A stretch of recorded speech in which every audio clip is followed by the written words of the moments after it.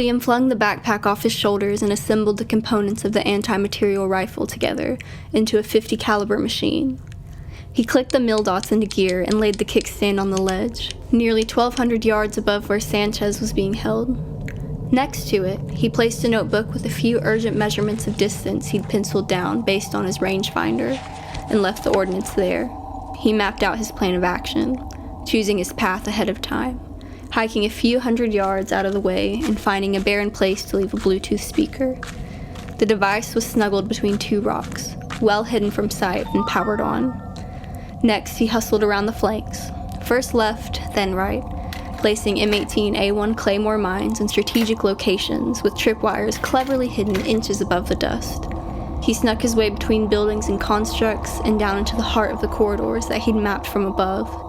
As he moved through the shadows and around empty corners, he found that the bars and cells were empty in this sector, surprisingly unused, as if hell was expecting new guests.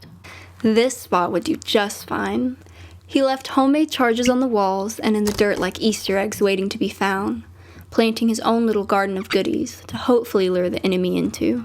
Each charge was made with a base of C4 clumped onto a thermos filled with cryogenic liquid. Into the fluids, Liam had dropped all forms of danger. Some had nails, ball bearings, and fish hooks. Some had keys, glass, and BBs. Others had razor blades, coins, and rocks, each topped off with a remote detonator. The super-cooled shrapnel and Arctic gases ignited by the C4 would theoretically provide for a very chilling cocktail for anyone or anything nearby. Between the Bluetooth speaker, the Claymore mines, the sniper rifle, and the homemade bombs, preparation was set. Liam felt an extra bounce in his step, with the lost weight off of all the weaponry he'd dispersed, and an unwavering resolve in his heart as he pressed on to Phase 2. With his rifle in hand, he cleared his way across the ravine, with patience and silence. He scanned with his eyes and shuffled his boots, sometimes having to crawl under the very feet of the enemies who stood on platforms above. Finally, after double-checking several times like a paranoid child about to cross the street, he approached the dangling body of his friend. Psst. Kneeling down next to the body to cover his exposed six, Liam whispered over his shoulder, trying to quietly get the attention of his comrade. Sanchez was groggy, eyes bobbing back into his head and blood dripping from his swollen lips. Liam hastily let his rifle hang by the strap and reached for the bolt cutters on his back. The chink of the chains breaking was alarmingly loud as he clamped down. Pausing for several stressful moments to let the suspicion die down, he hid behind the other bodies. Liam had found it rather easy to infiltrate this horrid fortress, although granted, rescue attempts were probably not common around here. Liam caught the full weight of his friend after the bonds were released.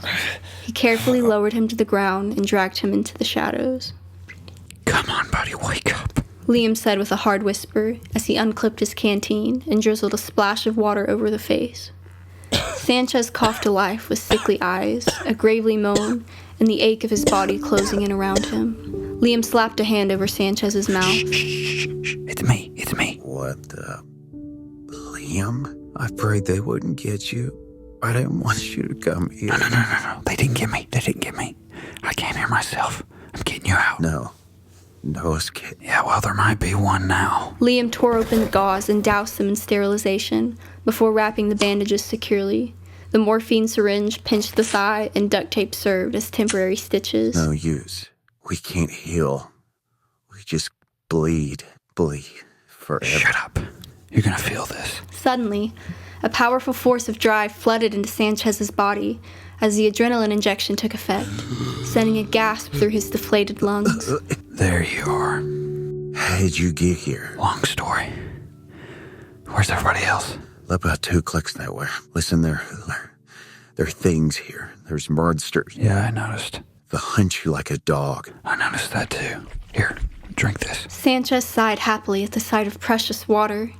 He held it to his lips slowly and closed his eyes as he gulped down the frosty goodness, as if he was tasting the first piece of chocolate ever made. What's the plan? Can you move? I think so. All right, I gotta find the others. I need you to get to that ridge. There's a bear at 50 up there. Can you cover me?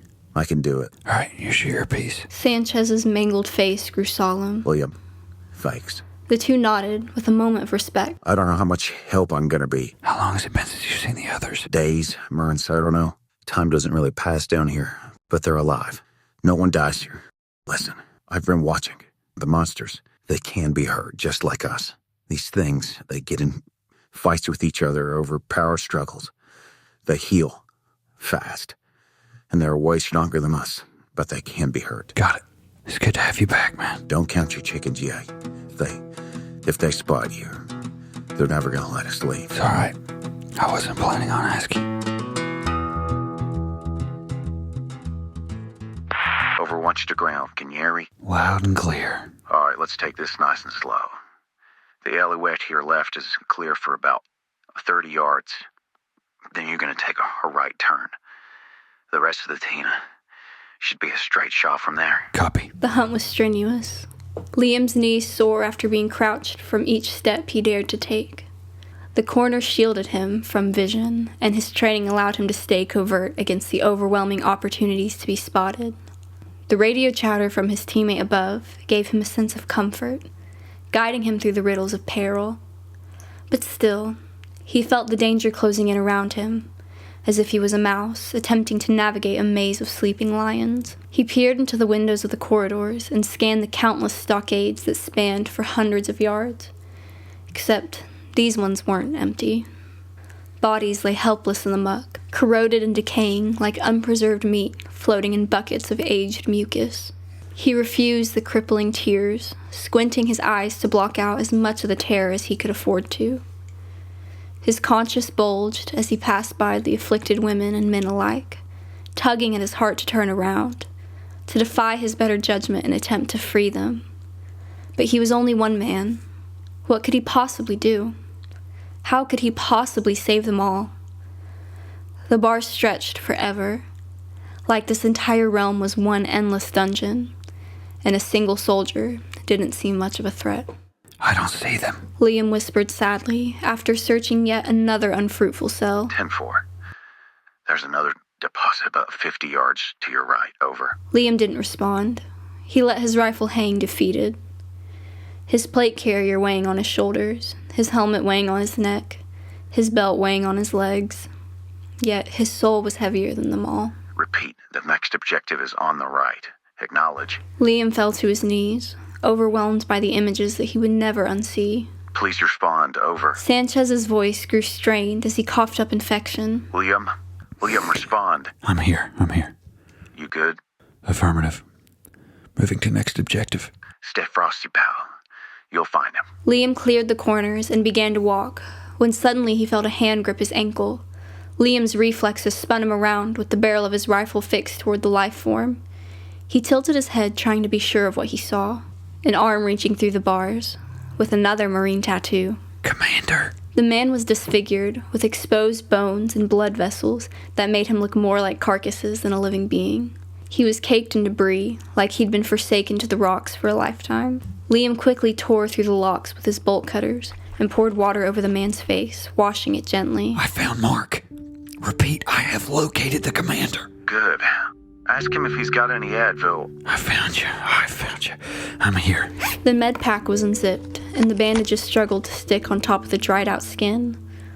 Mark raised his hand to refuse the morphine and pointed to the far corner of the cage.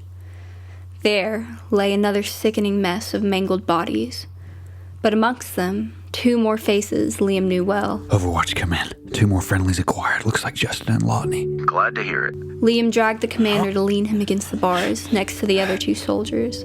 The 3 wounded sat supporting themselves against the iron as Liam patched up the worst of their gashes and burns, each one barely reaching for consciousness before the adrenaline boost. Liam? Stay quiet. Justin laughed, seeming incoherent, almost drunk. Bro, you owe me $10. It's good to see you too, buddy. Cover his mouth. The adrenaline syringe pricked Lotney's outer thigh as Justin prevented him from yelling out. Welcome to the party, big boy. Mark, the team leader, gargled up the first words he'd spoken in what felt like years. The others. Sanchez. Dan. Sanchez is on Overwatch. Dan's still MIA, sir. My family. Not yet, Commander. We'll find them. Come back for me. My family first. Liam's heart wrenched inside of his chest, driving a gulp up the back of his neck. He ignored the request. He couldn't believe he'd made it this far. He could swear that all of this was nothing more than a nightmare, but the passion pulsing through his arteries proved him wrong. Justin and Lotney were alive enough to move. Mark, however, was a different story. His calves were exposed and butchered, leaving the muscles sagging outside of the skin like a dirty mix of spaghetti and sawdust. All right, guys, we got a problem. Mark can't walk. At this point, the adrenaline's not going to do anything except enhance his pain. We can carry him. Lotney offered heartedly. He was a large man, and easily the most capable of packing a full-grown adult on his back. But his own wounds were a glaring problem, and even he knew he couldn't do it alone. Be advised you got hostiles moving in. Tangos, 8 o'clock and 3 o'clock. Place is crawling, Liam. You're surrounded. We're going to have to carry the commander. We're ready to move. Negative. We're going to have to time this just right. Or you're going to get spotted faster than a taco at a mariachi party. Say when. The men wobbled to their feet, with the commander in the middle, hanging on their shoulders lifelessly. Liam knelt in front of them, with his fists raised steadily, communicating to the ones behind him to hold. Sanchez struggled to focus through the distance as the heat messed with his scope, and the jelly in his mind threatening to knock him out. But still, he had to pull through. Liam, my vision's fading, man. The adrenaline's wearing off. I don't know how much longer. No. You listen to me. We found him. We're almost there. Just hang with me a little longer. I need you. I'm with you. You're going to go straight out across the field, about 20 yards, and there's some alleyway. I see it. Drop in me alley, and wait for my go. Copy. On my mark. Sanchez watched 2 patrols pass by each other, and barely out of sight, with no more than a 10-second window until the next creature came into view. Go, now. Move out. Their boots flicked up the dirt, their muscles kicked into gear, and blood ran smoothly through their trained bodies. They hit the deck in the alley behind a broken wall, just in time for the scraggly creatures to come clomping by. Clear. Get y'all, boys. The creature stopped, sniffing the air around him, and began backstepping, with quivering spines vibrating down its crinkling back. Hold up. We might have company. Studying the tracks in the sand, the thing acted like an extinct predator searching for its first meal in decades. It had caught a scent, or a glimpse of something out of place, and was nearing closer to the group. It stepped toward the alley with slit, yellow eyes peering into the darkness, over the bricks, and growled deeply. I have a shot. Negative. Hold your fire. He doesn't see us. Liam ignored the tickling drop of sweat seeping into his eyes, keeping his breath in check. He could feel the terrible breath of the monster above. His finger eased onto the trigger, and his muzzle brake nearly stretched out of the shadows. The darkness was a thin cover, making the men feel naked to the heated gaze of the hunters. The very beat of their heart sounding like rocks falling from a shelf. Liam looked up slowly, to see a cluster of arachnid-like eyes staring right at him, all blinked together, like a collection of holes being covered by slime. Liam shouted as the razored hands grabbed him by the vest and lifted him into the air like a banana peel. The creature screeched miserably, as if sending a rancid mating call. The head vaporized in front of Liam, splashing him with chunks of rotten meat as the bullet flung through the temple. You're compromised. Get out of there. Move out! Go! The team lunged to their feet as the echo of hundreds of death-like cries sounded behind them. They didn't look back, or listen to the choir of damnation that pursued them, only pumped forward as fast as they could. Bullet after bullet whizzed over their head as Sanchez's covering sniper rounds met their targets, each one with a nasty clap of destruction. But Sanchez could only hold off so many.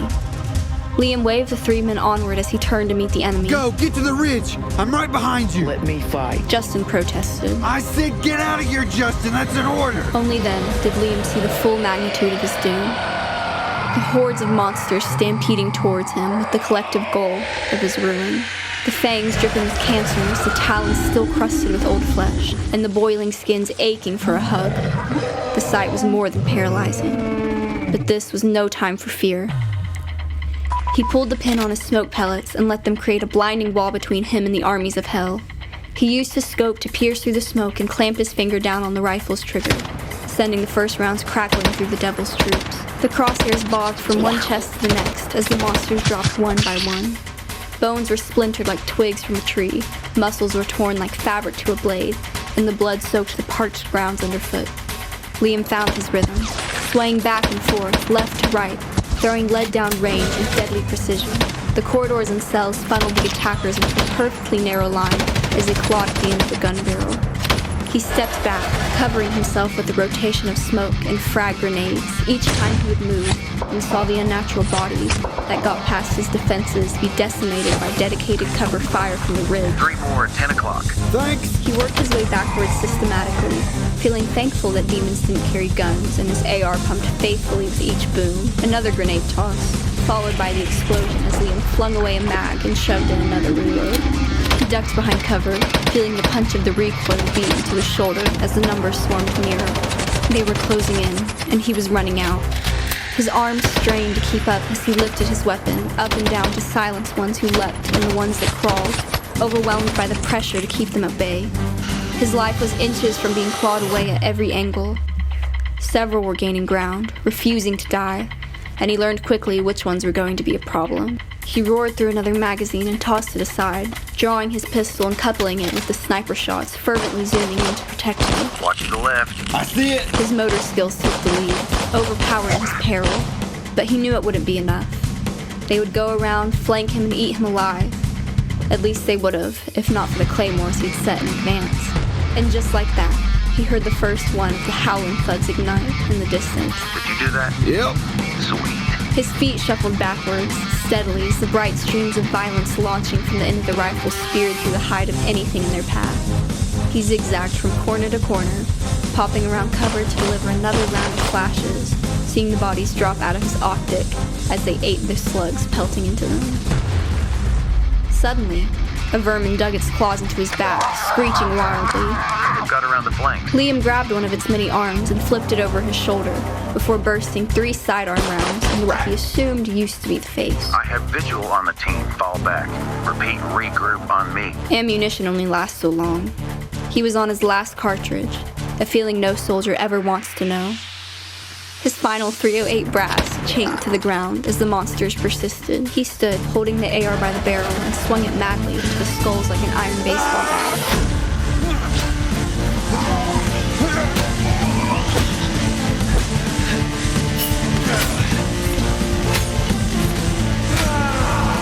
Final 50 cal round whipped by and pulverized 2 at the same time.